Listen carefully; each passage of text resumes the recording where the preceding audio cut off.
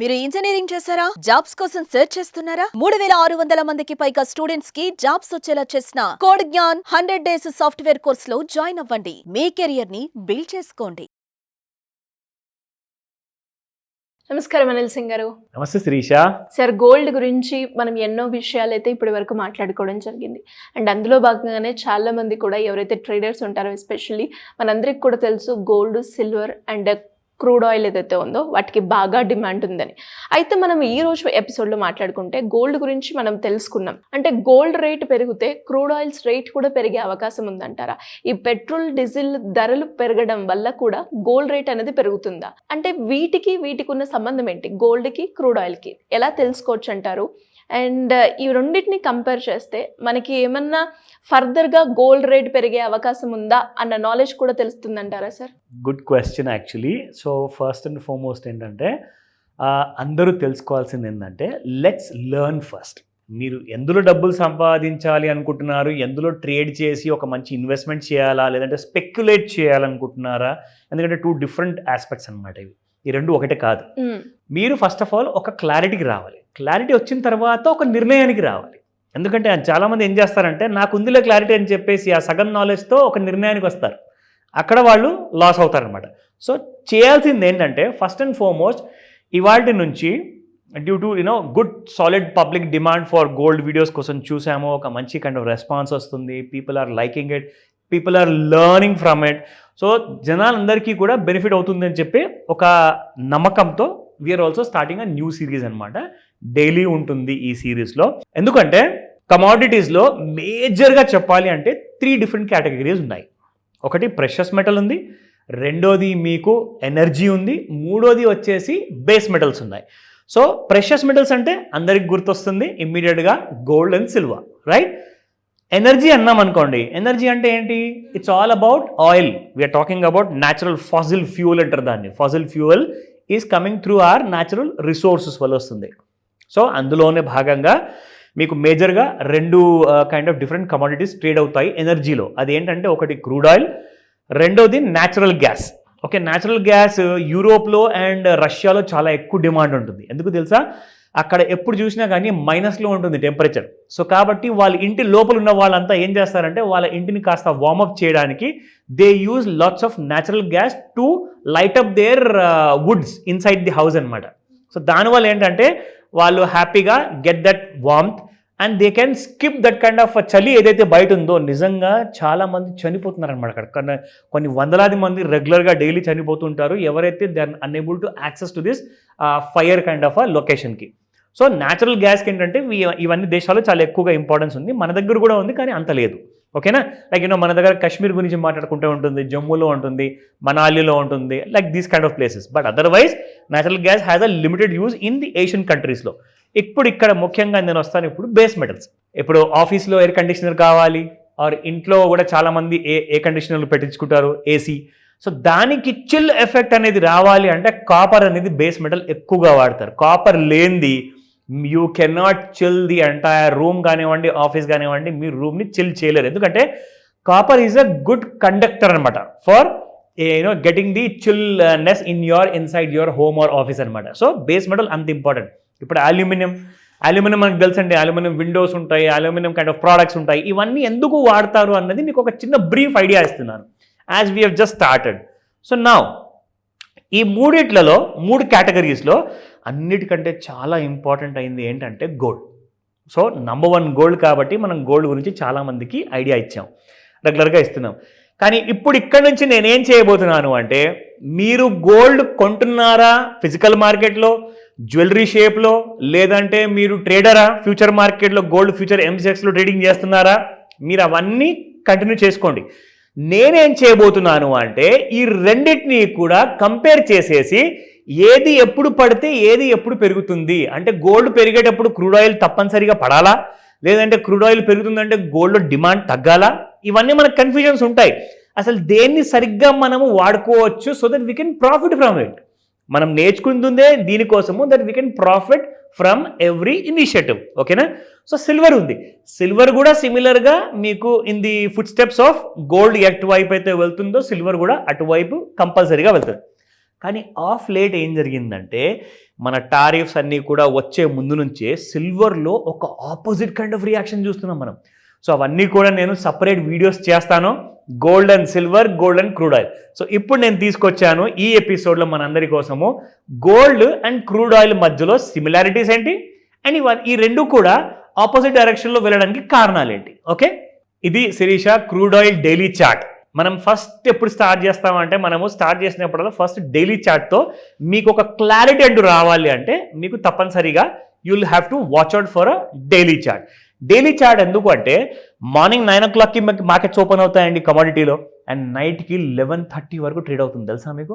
11:30 some times daily savings time అని చెప్పేసి యూఎస్లో ఒక హాఫ్ అన్ అవర్ పెరిగినప్పుడు midnight 12 వరకు కూడా ట్రేడ్స్ మన ఇండియాలో జరుగుతూ ఉంటాయి. నా ఇప్పుడు మీకు ఇక్కడ చూపిస్తున్నాను. రీసెంట్గా చెప్పాలి అంటే కూడా కొన్ని నెలలు కొన్ని సంవత్సరాల ముందు మనం చూసుకుంటే crude oil was trading at dollar విషయానికి వస్తే $120 పైన ట్రేడ్ అయ్యేది. ఇప్పుడు మీకు తెలుసా డాలర్లో మీకు క్రూడ్ ఆయిల్ ఎంత ట్రేడ్ అవుతుంది, దాదాపు $60 నుంచి $62. అంటే 50% లాగా పడిపోయిందనమాట మీకు, ఆల్మోస్ట్ 50% ఫాల్.